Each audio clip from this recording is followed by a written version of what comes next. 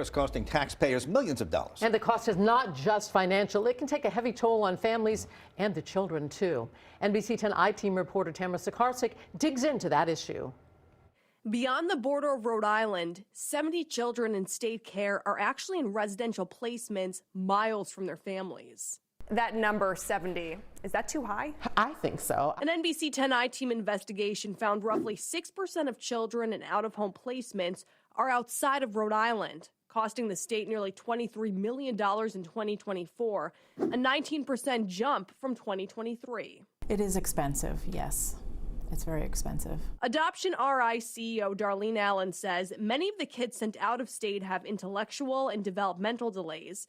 While the state recently invested an additional $20 million to expand in-home intensive services at DCYF to prevent children from entering the foster system, the issue of residential foster placements remains a problem.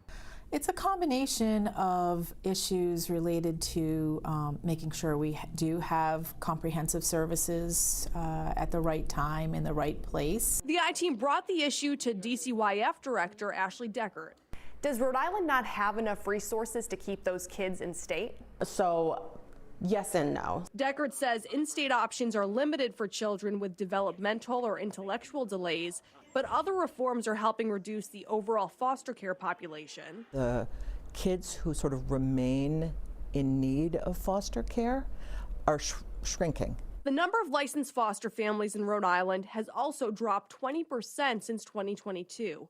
Over 70% of kids in foster care in Rhode Island are placed with friends or family, well above the national average of 35%. More kids are being kept out of the foster care system, so the number of children entering foster care has decreased, and kids and families are staying together. In 2025, Rhode Island courts were involved with 2,089 children known to DCYF, down 8% from 2024. Of those needing placement, 626 are with relatives, easing pressure on foster homes.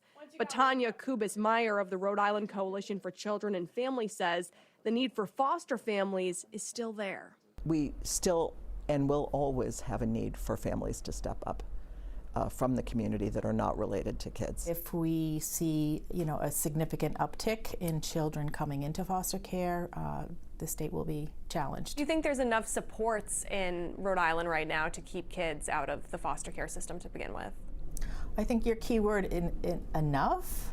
I think that we could use more, and I worry that we will have reductions in some of the supports in the coming years. There are currently 625 licensed foster homes in Rhode Island.